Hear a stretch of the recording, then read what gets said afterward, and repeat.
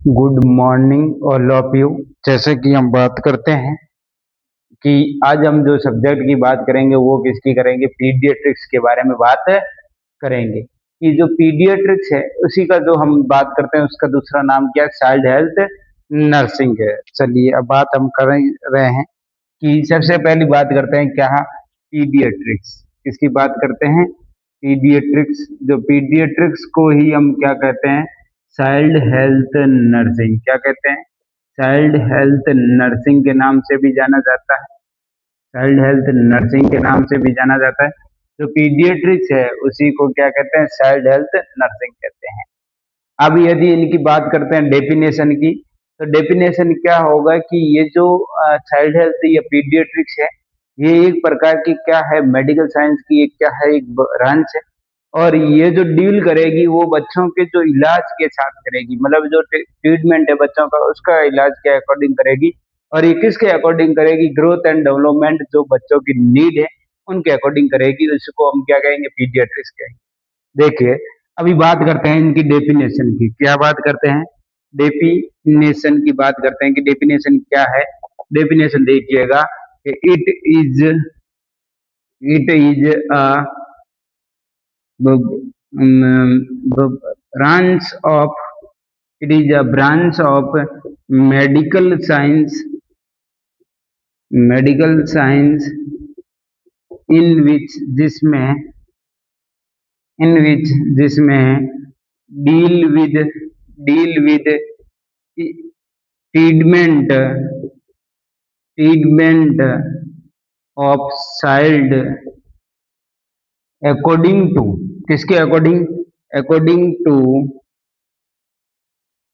Growth and development development need. ये जो आप बच्चे को केयर देंगे या जो बच्चे को जो ट्रीटमेंट देंगे वो किसके अकॉर्डिंग देंगे, आप बच्चे के ग्रोथ और डेवलपमेंट की नीड के अनुसार देंगे। उसको हम क्या कहते हैं, पीडियाट्रिक कहते हैं। उसको हम क्या कहते हैं, चाइल्ड हेल्थ नर्सिंग कहते हैं। ये जो बात थी हमारी डेफिनेशन की, और इसके अंतर्गत जो बच्चे का ग्रोथ एंड डेवलपमेंट है उसके नीड के अनुसार हम बच्चे को क्या देना, ट्रीटमेंट देने की ऐसी एक मेडिकल जो साइंस की होती है, ब्रांच होती है, जिसको क्या कहते हैं, पीडियाट्रिक्स कहते हैं। जिसको हम क्या कहते हैं, चाइल्ड हेल्थ नर्सिंग के नाम से भी जाना जाता है। अब देखिएगा पीडियाट्रिक्स दो वर्ड से मिलके बना है। किस किस वर्ड से, नेक्स्ट पॉइंट के अंदर बात करते हैं। तो ये दो वर्ड से मिलके बना है, एक तो पीडिया प्लस इट्रिक। अगे हमारी बात करते हैं तो अगला हमारा क्या होगा, अगला हमारा क्या होगा, पीडिया प्लस इट्रिक। पीडिया प्लस इट्रिक्स का मतलब क्या होगा, पीडिया का मतलब होता है बच्चा, चाइल्ड, और इट्रिक का मतलब क्या हो जाएगा, उस बच्चे का क्या कर रहे हैं हम लोग, इलाज कर रहे हैं। यदि बच्चे का जो इलाज होता है, बच्चे की जितना भी ट्रीटमेंट होगा वो किसके अंदर होगा, पीडियाट्रिक्स के अंदर होगा, जिसको हम पीडियाट्रिक कहते हैं। ये सारा बच्चों के इलाज से संबंधित बात की जाएगी, इनके बारे में स्टडी की जाएगी, जिनको हम क्या कहते हैं, पीडियाट्रिक्स के नाम से जाना जाता है। ये जो केयर दी जाती है, ये केयर किसको दिया जाएगा, ये केयर जो है, ये केयर जो प्रोवाइड की जाएगी, ये किसको की जाएगी, 0 से लेकर के 18 ईयर ऑफ ओल्ड चाइल्ड।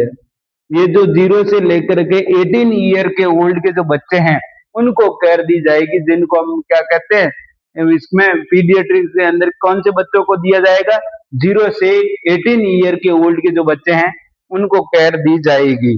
आगे हम बात करते हैं, इनके जो फादर है, पीडियाट्रिक्स के जो फादर थे उनका जो नाम क्या है, तो देखिएगा डॉक्टर अब्राहम,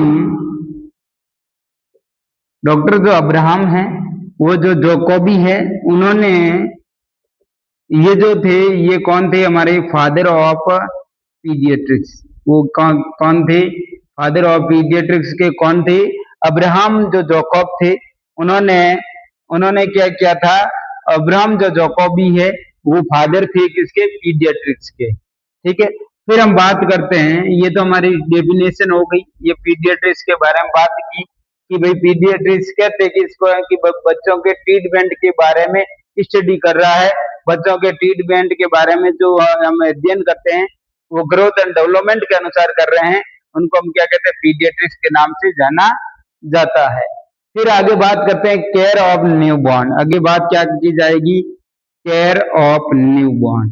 जैसे ही बच्चे का बर्थ होता है उस दौरान आप क्या क्या केयर करते हैं, देखिएगा उस दौरान जो भी केयर की जाती है, केयर किसकी कर रहे हैं, हमें न्यूबॉर्न की, छोटे बच्चे की जो केयर कर रहे हैं, उस दौरान क्या क्या केयर करना होता है उनके बारे में जैसे कि हम बात करते हैं। सबसे पहले इनिशियल केयर होती है, इनिशियल असेसमेंट होता है।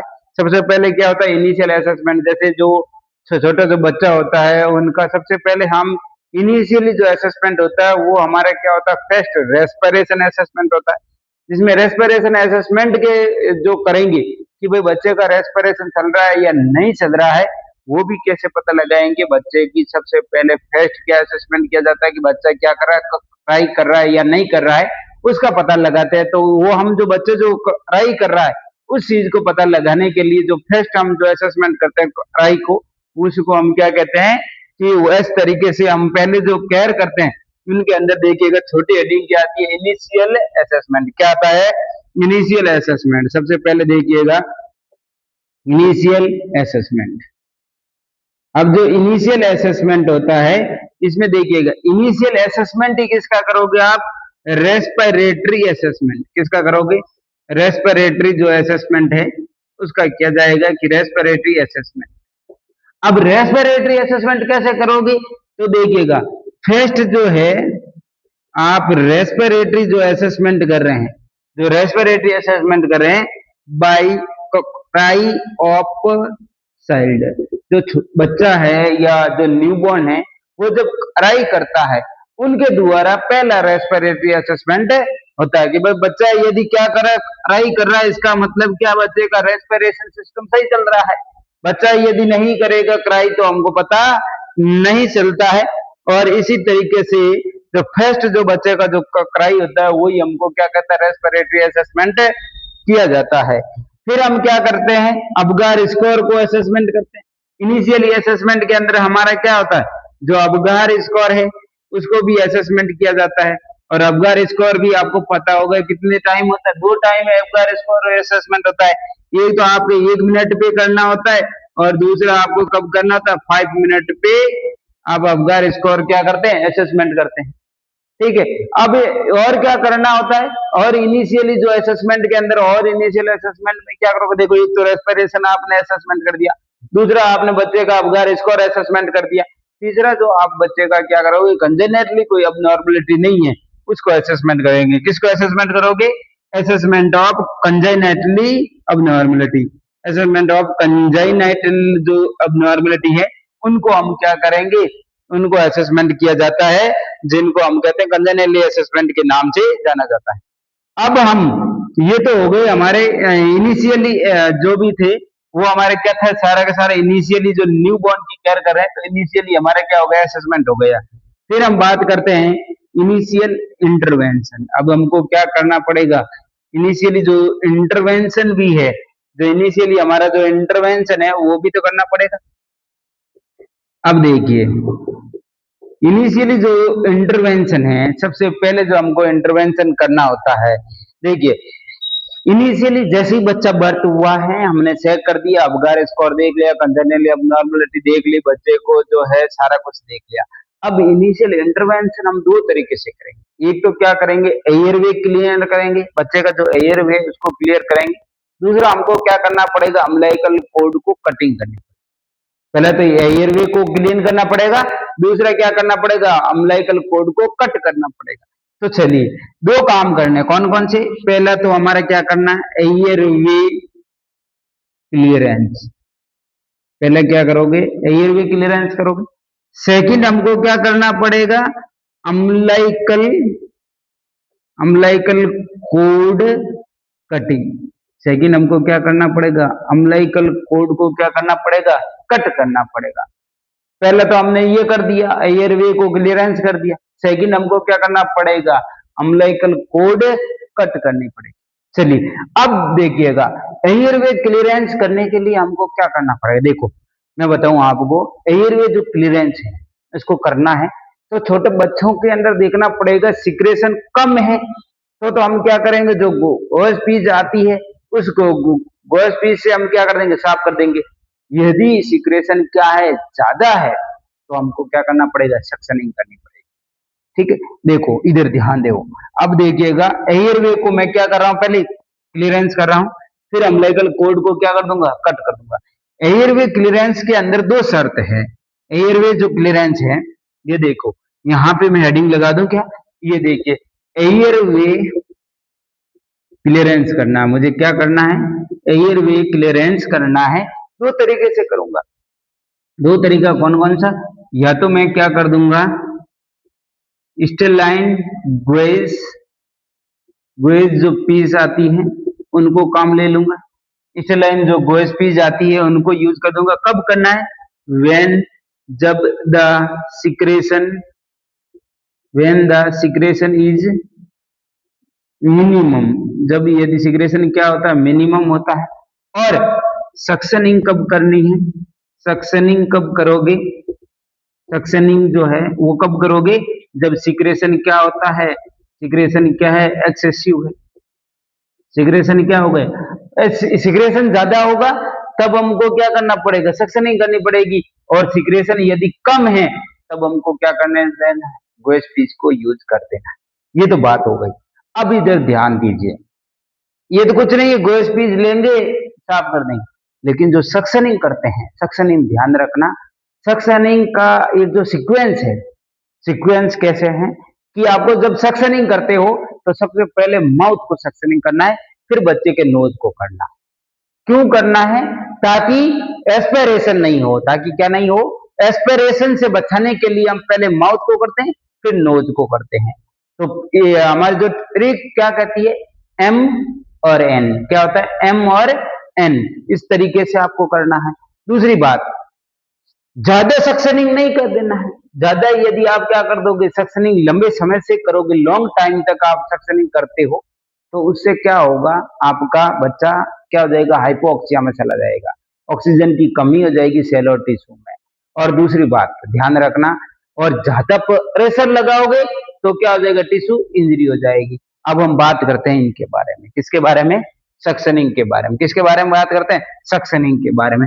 ध्यान रखना, इस बोर्ड पे आज पीडियाट्रिक के बारे में आपको बताया जा रहा है, ध्यान रखो। देखो अब जो हमने बात कर रहे थे वो किसके बारे में कर रहे थे, सक्शनिंग के बारे में। अरे वो आपने दोनों लिख दी क्या, जो सक्शनिंग थी। अब देखिए सक्शनिंग, सक्शनिंग के अंदर क्या रखना, आपको सीक्वेंस याद रखनी है। क्या रखना है, सीक्वेंस जो थी, सीक्वेंस क्या रखोगे, पहले माउथ को, फिर किसको करोगे, नोज को, नोज को करना है।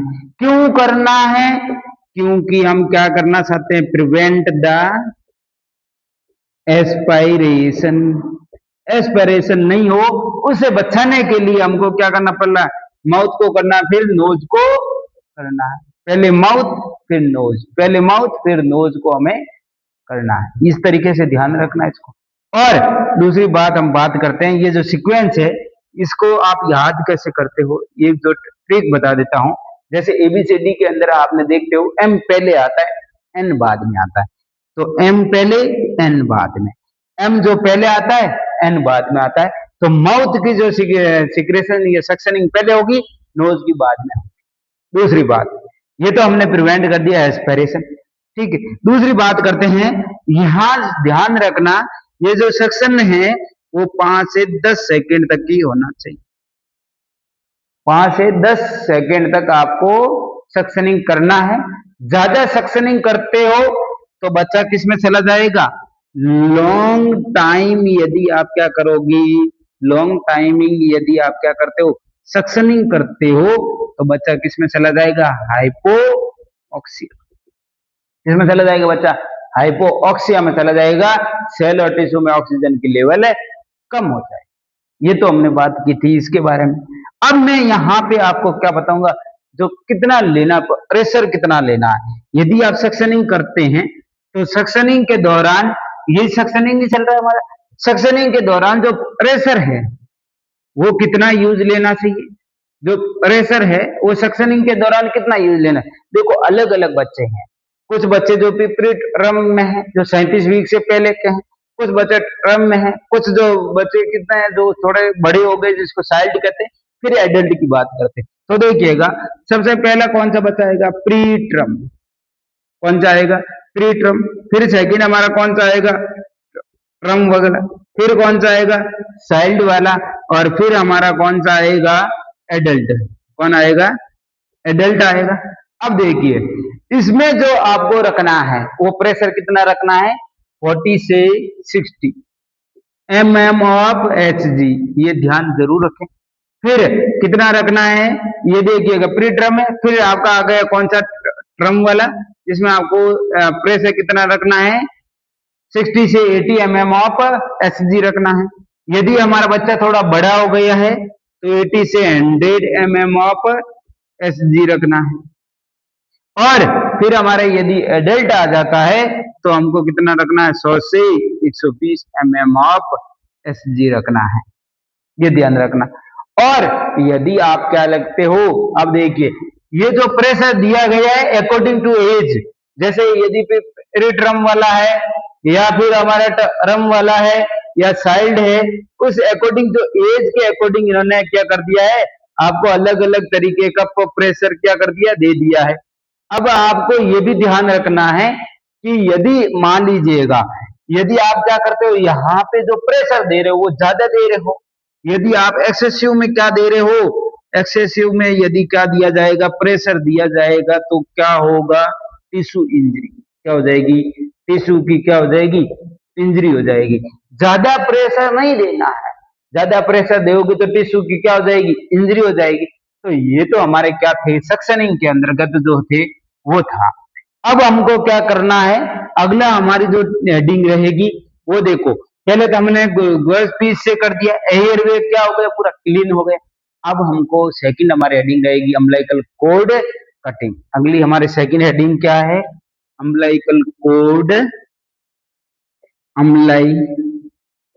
अम्बिलिकल कॉर्ड हमको क्या करना पड़ेगा, कटिंग करना पड़ेगा, अम्बिलिकल कॉर्ड कटिंग। अब हमको क्या करना पड़ेगा, अम्बिलिकल कॉर्ड कटिंग।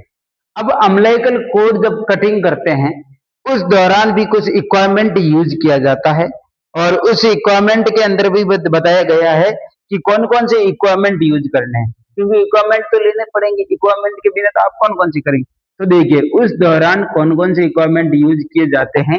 तो जो सक्शनिंग कर रहे हैं आप, जो अम्बिलिकल कॉर्ड यूज कर रहे हैं, तब देखिएगा आपको क्या लेना पड़ेगा, कोसर फोर्सेप काम लेना पड़ेगा।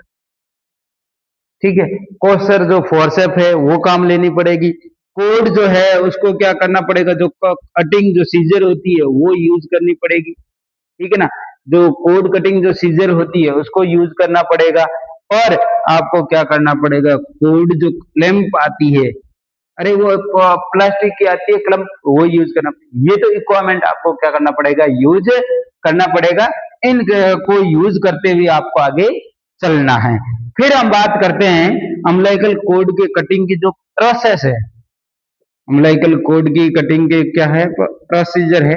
देखो जो प्रोसीजर है या जो प्रोसेस है वो कैसे, देखिए अम्बिलिकल कॉर्ड जैसे ही बच्चा क्या होता है, बाहर आता है, तो अम्बिलिकल कॉर्ड को हमेशा ध्यान रखना, क्या करना है अम्बिलिकल कॉर्ड को, जो आपको बच्चा है, बच्चा की जो अम्बिलिकल है उनसे 2.5 सेंटीमीटर आगे की तरफ आपको ये क्लैंप लगा देना है। और उसके बाद में 2.5 सेंटीमीटर आगे और हम लेते हैं तो फिर उसके ऊपर हमको ये क्लैंप और लगाना है। देखिए ये बच्चे का जो अम्बिलिकस है, यहाँ से मैंने लिया 2.5 सेंटीमीटर, और यहाँ मैंने पहली क्या लगा दी, क्लैंप लगा दिया। फिर यहाँ से आगे की और लिया मैंने 2.5 सेंटीमीटर, यहाँ पे एक और क्या कर दिया मैंने, क्लैंप लगा दिया। ये दो मैंने क्या कर दिया, क्लैंप लगा दी।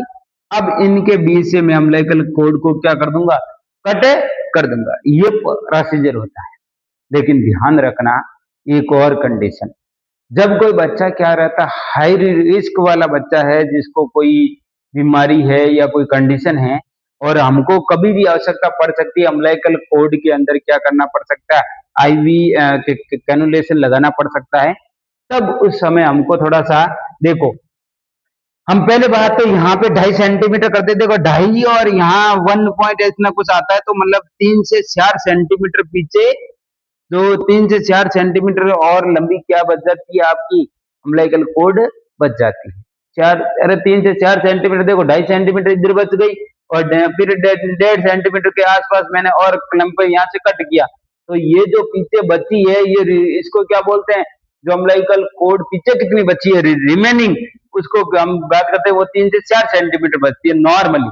लेकिन यदि कोई बच्चा क्या है, हाई रिस्क वाला है, तब हमको 8 सेंटीमीटर थोड़ा सा क्लैंप बहुत दूर लगाना पड़ेगा, 4 और 8 सेंटीमीटर के आसपास ले जा करके हमको क्लैंप और वहां से कट करना पड़ेगा। तो उस समय आपको रिमेनिंग कितनी रखनी है, 8 सेंटीमीटर रखनी है, ताकि हम क्या कर सकते हैं, आईवी, हम कभी भी कैनुलेशन करवा सकते हैं, आईवी कैनुला लगा सकते हैं। तो ध्यान रखना, ये सब चीजें जो होते हैं, इसको हम क्या कहते हैं, प्रोसीजर कहते हैं, कि भाई सबसे पहले हमको 2.5 सेंटीमीटर से फिर आगे 2.5 सेंटीमीटर, फिर 5 सेंटीमीटर हम कट लगाना है। और जब भी यदि ये तो रिमेनिंग कितनी रहेगी, 3 से 4 सेंटीमीटर, और यदि हाई रिस्क वाला बच्चा है तो वहां 8 सेंटीमीटर आपको रिमेनिंग रखना है, ताकि हम आईवी क्या करवा सकते हैं, कैनुलेशन लगवा सकते हैं, उनके अंदर भी हम क्या कर सकते हैं, कोई दवाई वगैरह है वो हम क्या कर सकते हैं, मेडिसिन दे सकते हैं। इसलिए हम क्या करना चाहते हैं, उनको थोड़ा सा आगे की तरफ रख रहे हैं। अब हम बात करते हैं अगला, जो हमारी बात करते हैं, इस दौरान अम्बिलिकल कॉर्ड की जो कटिंग वगैरह करते हैं, तब आपको थोड़ा सा ये थोड़ा ध्यान रखना है कि हैंड जो क्लीन होना चाहिए, इक्विपमेंट क्लीन होना चाहिए, जो सरफेस है वो क्लीन होना चाहिए। ये थोड़ा सा आपको और भी ध्यान रखना है, अम्बिलिकल कॉर्ड की जब भी कटिंग करते हैं, तब वहां का सीजर है, टेम्परेचर है, वो सब आपको क्लीन करना है। अब हम बात करते हैं अबगार स्कोरिंग। अब यहाँ पे हमको क्या करना पड़ेगा, अबगार, जो अबगार स्कोरिंग है, उनके बारे में बात करते हैं, क्योंकि अबगार स्कोर भी तो लेना पड़ेगा बच्चे का। एक मिनट से 5 मिनट में हमने कहा था, सबसे पहले हम जब इनिशियली असेसमेंट करते तो अबगार स्कोर भी असेसमेंट करते हैं। तो जो अबगार स्कोर है, उनके बारे में हम बात करते हैं। तो अबगार स्कोर जो है, वो सबसे पहले जो डॉक्टर जो वर्जीनिया, कौन था, डॉक्टर जो वर्जीनिया अबगार था, उसने दिया था कि अबगार स्कोर काम लीजिए, बच्चे का पता चल जाएगा कितने क्या मतलब अब नॉर्मेलिटी है, बच्चे के अंदर क्या कमी है, उस अकॉर्डिंग हमको क्या करना पड़ता है, अबगार स्कोर काम है लेना पड़ेगा, उस अकॉर्डिंग हमको आगे की तरफ जानने की कोशिश करना पड़ेगा। और हम बात करते हैं यहाँ अबगार स्कोर आप 1 मिनट पे लेते हैं और 5 मिनट पे लिया जाता है अबगार स्कोर। और अबगार स्कोरिंग जो होती है, वो मैक्सिमम कितना नंबर होती है, मैक्सिमम नंबर की बात करते हैं तो कितना होता है, 10 नंबर, और मिनिमम जो नंबर होता है वो कितना होता है, 0। ये दोनों याद रखना, मैक्सिमम नंबर और मिनिमम जो नंबर होता है वो कितना होता है, 0 होता है। मैक्सिमम आपके कितना होता है, 10 नंबर होता है। इस अकॉर्डिंग भी बात करते हैं। और यहाँ देखिएगा रेट एरिया, हम बात करते हैं, किसकी बात करते हैं हम, रेट एरिया क्या क्या रहेगा, देखिए अबगार क्या है, अबगार है। अबगार का मतलब क्या है, देखिए पहले हमको क्या देखना पड़ेगा, अपीयरेंस देखनी पड़ेगी। क्या देखना पड़ेगा रे, अपीयरेंस, अरे वो कैसा दिखाई दे रहा है, अपीयरेंस की बात करते हैं। फिर हमको क्या देखनी पड़ेगी, पल्स, पल्स मतलब हार्ट रेट, ठीक है, ये हमारी क्या हो जाएगी, रिमिनेंस हो जाएंगे, मतलब जो रिफ्लेक्स आ रहे हैं। और एक्टिविटीज देखनी पड़ेगी, ठीक है ना, मसल्स टोन वगैरह देखना पड़ेगा। और रेस्पिरेटरी हमको क्या देखना पड़ेगा, इफोर्ट देखना पड़ेगा, ठीक है, रेस्पिरेटरी इफोर्ट देखना पड़ेगा। यहाँ एक्टिविटी देखनी पड़ेगी, यहाँ जो आप क्या देखेंगे, रिफ्लेक्स देखेंगे, और यहाँ पे स्किन कलर देखेंगे बच्चे का, क्या देखेंगे, स्किन कलर। ये अबगार होता है, अबगार का फुल फॉर्म ही यही होता है, अपीयरेंस होती है, पल्स होता है, ग्रिमिनेंस होता है, एक्टिविटी होती है, और आपका जो रेस्पिरेटरी फोर्स वगैरह है वो आपके देखने को मिलता है, ठीक है। और यहाँ जो आपके अलग अलग हम बात करते हैं, तो अलग अलग आपको देखने को मिलता है, और इसी तरीके से ये चलता रहेगा, जिसके अंतर्गत जो आगे की तरफ अभी देखते हैं हम अबगार स्कोर के बारे में, किसके बारे में देखते हैं, अबगार स्कोर के बारे में देखते हैं। ये तो इसके क्या थे, क्राइटेरिया था, जो कि यहाँ पे हमको बताया गया था। अब देखिएगा, ये जो मैं लिखता हूँ इस साइड में आपके क्या, क्राइटेरिया, ठीक है, यहाँ तो आपका क्या हो गया, क्राइटेरिया हो गया, यहाँ पे स्कोर है, ठीक है, स्कोर को कितने कितना देना, 0 देना है, 1 देना है, और 2 देना है। देखिए सबसे पहले मैं यदि हार्ट रेट की बात करूं, यदि हार्ट रेट क्या है, यदि पेशेंट को हम देखने पे हार्ट रेट क्या आ रही है, अपसेंट आ रही है तो कितना देंगे, 0 देंगे। यदि हार्ट रेट कितनी आ रही है, 100 से कम आ रही है तो 1 नंबर देंगे। यदि 100 से क्या आ रही है, ज्यादा आ रही है तो कितना देंगे, 2 नंबर। फिर मैं कह रहा हूँ रेस्पिरेटरी इफोर्ट, जो रेस्पिरेटरी इफोर्ट है वो कोशिश कर रहा है, रेस्पिरेशन रेट नहीं है, क्या है, इफोर्ट है, यहाँ से ध्यान रखना। सेकंड, यदि एपनिया आ रहा है तो गड़बड़ है, 1 नंबर, 0 नंबर दोगे। इरेगुलर आ रही है तो 1 नंबर दोगे। और यदि बच्चा क्या कर रहा है, पढ़ाई कर रहा है तो कितना नंबर दोगे, 2 नंबर देंगे। ये अबगार स्कोरिंग के अंतर्गत बात कर रहे हैं। फिर अगला हम बात करते हैं स्किन कलर। अगली बात किसकी करते हैं, स्किन कलर।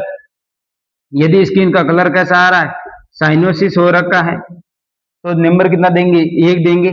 और यदि हमको बात करते हैं, यहाँ क्या हो गया, एक्रोसाइनोसिस हो रहा है। अगला क्या हो रहा है, एक्रोसाइनोसिस मतलब पेरीफेरल, तो आपका जो पेरीफेरल है, अगला जो आगे बात करते हैं पेरीफेरल, तो क्या हो रहा है, ब्लू हो रहा है। और सेंट्रली क्या है, पिंक है।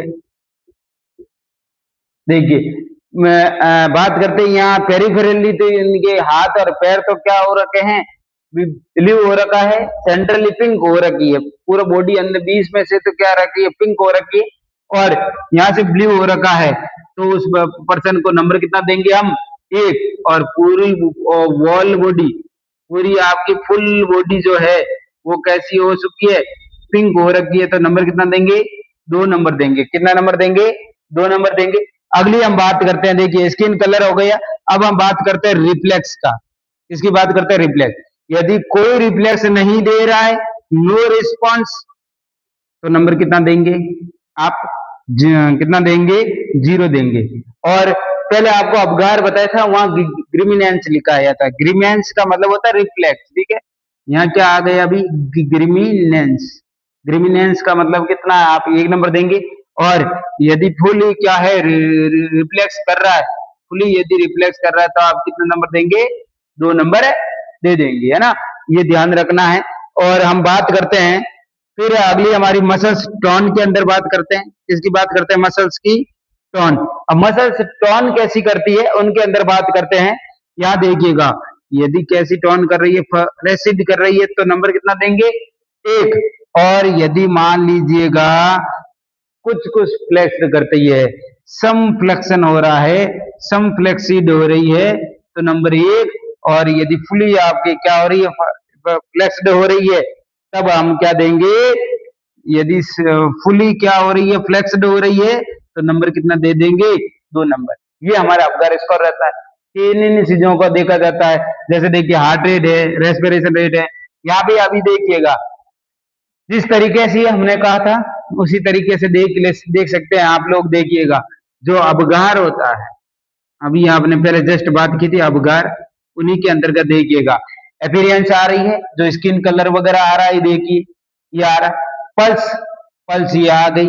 और ग्रीमिनेंस, ये देखिएगा यहाँ लिखा रहा आपका ग्रीमिनेंस कहाँ पे है, ग्रीमिनेंस मतलब क्या होता है, रिफ्लेक्स होता है। अपीयरेंस जो एक्टिविटीज है, एक्टिविटीज जो मसल्स टोन के अंतर्गत आ गई है। और रेस्पिरेटरी फोर्स जो है वो आपके कौन से हो गई है, रेस्पिरेटरी फोर्स आ गई। इसका मतलब ये है, अपीयरेंस आती है, पल्स आता है, ग्रीमिनेंस आता है, और आपका एक्टिविटी और क्या है, रेस्पिरेटरी फोर्स है। इस तरीके से आपका अबगार स्कोरिंग ये होती है। अब मान लीजिए ये तो हमारे अबगार स्कोर है। इससे जो क्वेश्चन पूछे जाते हैं कंपटीशन में, वो ऐसे पूछते हैं कि बच्चे की जो हार्ट रेट यदि 100 से ज्यादा है तो कितने नंबर देंगे, 2। और बच्चा जो इरेगुलर क्या कर रही है, रेस्पिरेटरी फोर्स है, तो 3 नंबर हो गए। इस तरीके से ये टोटलिंग करना होता है। बच्चा यदि ग्रीमिनेंस दिखा रहा है तो 1 नंबर देना है, तो फ्लैसिड उसका मसल टोन बता रही है तो हमको 0 नंबर देना है। इस तरीके का ये डाटा आपको याद रखना है। इस डाटा से ही आप क्या कर पाओगे, ये अबगार स्कोरिंग के रिफ्लेक्स पता लगा पाओगे। अब देखते हैं कि यदि इनका जो अलग अलग जो स्कोर आएगा, उस अलग अलग स्कोर के अंतर्गत हम बात करते हैं।